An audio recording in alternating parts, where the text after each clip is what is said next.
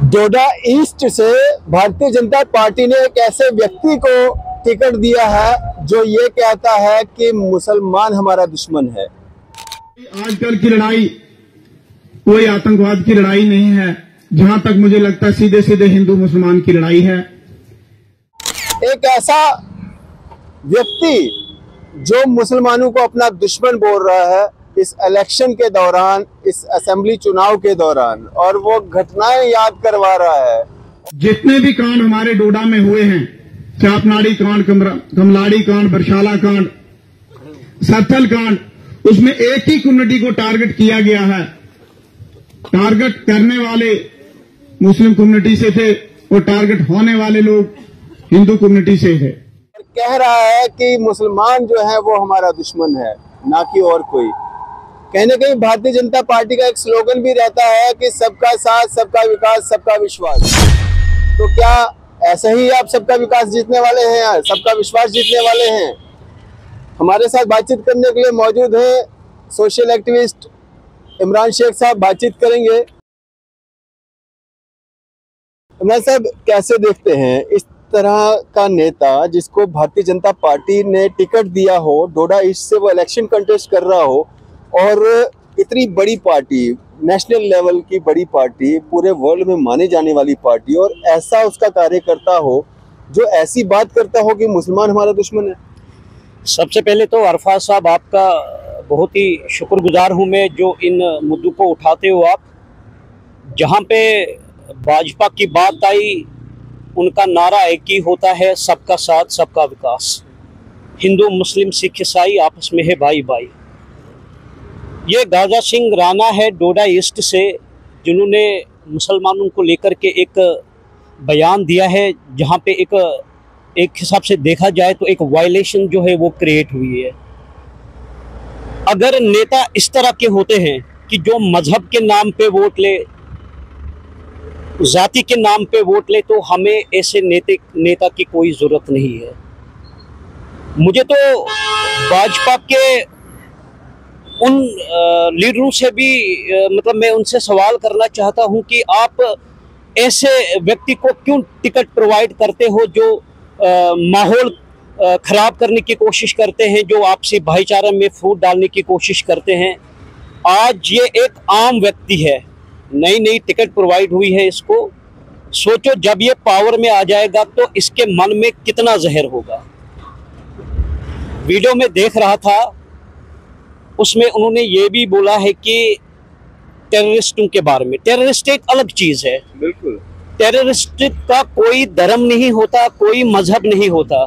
चाहे टेररिस्ट में चाहे हिंदू हो, मुस्लिम हो, सिख में हो या ईसाई में हो, क्योंकि उनको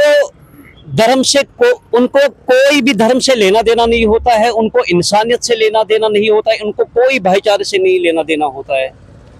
और ऐसे व्यक्ति जो मुसलमानों के दिल में फूट डाल रहा है, हिंदू के दिल में फूट डाल रहा है, सिखों के दिल में फूट डाल रहा है, मैं आवाम से अपील करता हूं कि ऐसे व्यक्ति को कभी भी वोट नहीं देना आप।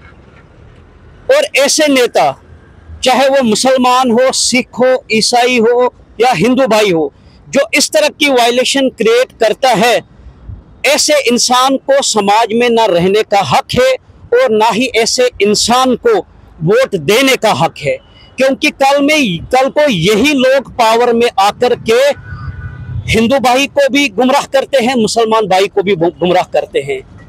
भाई, आप लोग क्या साबित करना चाहते हो कि हम जम्मू कश्मीर में रह रहे हैं तो हमें आपस में भाईचारा नहीं है? अगर आप मिसाल देखना चाहते हो, मेरे ख्याल से कि ये जिस कॉन्स्टिट्यूंसी में रह रहा है, मुझे तो वहाँ के बारे में नॉलेज नहीं है, किस टाइप के लोग हैं वहाँ पे, किस धर्म के बिलोंग करते हैं, लेकिन जहाँ पे मुझे सुनने में आया है वहाँ पे सब कम्युनिटी के लोग रह रहे हैं और आपस में उनको बहुत प्यार भी है। क्योंकि उन्होंने कभी ये नहीं देखा कि हम किस धर्म से बिलोंग करते हैं, किस कम्युनिटी से बिलोंग करते हैं। ये आम लोगों को गुमराह कर रहे हैं वोट के नाम पे। ऐसे लोग जो धर्म को गुमराह कर रहे हैं, जो इंसानियत को गुमराह कर रहे हैं, जो आपसी भाईचारे को गुमराह कर रहे हैं, ऐसे इंसान को समाज में बिल्कुल भी नहीं जगह देनी चाहिए। इमरान भाई, इस तरह का स्टेटमेंट देने के बाद मुझे लगता है शायद कोई ना कोई कानूनी कार्रवाई जो है उस व्यक्ति के खिलाफ जरूर होगी।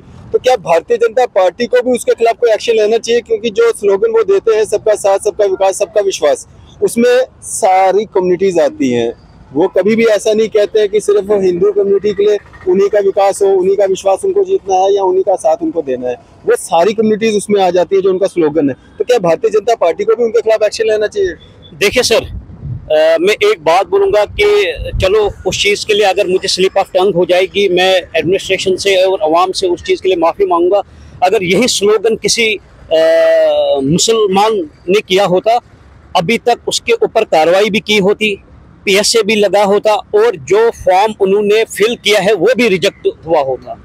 भारतीय जनता पार्टी अभी तक 8 साल वो सत्ता में भी रही है। हमने तो कभी इस टाइप का कभी ये देखा नहीं है जिस तरह के ऐसे लोग ये कर रहे हैं।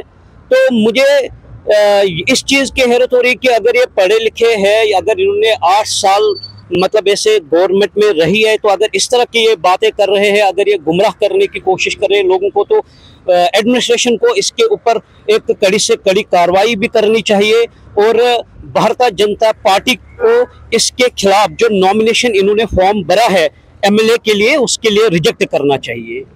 बड़ी अच्छी बात जो है इमरान भाई ने बोली है। वक्त रहते जो है भारतीय जनता पार्टी को इसके खिलाफ जो है कड़ा एक्शन लेना चाहिए और उम्मीद और तवक्को यही है कि जो लोग यहाँ पे आपसी भाईचारे से रहते हैं उनकी भावनाओं को मद्देनजर रखते हुए जो है जो डिस्ट्रिक्ट एडमिनिस्ट्रेशन डोडा है वो भी उन पे जो है कानूनी कार्रवाई जो है वो जरूर करेगी।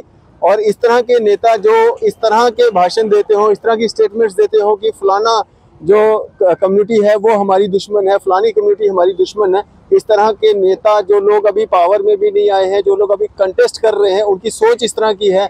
जब वो पावर में आ जाएंगे, जब उनके हाथों में पावर होगा, तब वो लोग क्या क्या करेंगे ये आप सोच सकते हो। आपकी इस सब पे क्या राय है? आप भी अपनी राय जो है जरूर साझा कीजिएगा। इसी तरह की मजीद अपडेट्स के लिए आप देखते रहें न्यूज़ शहर इंडिया।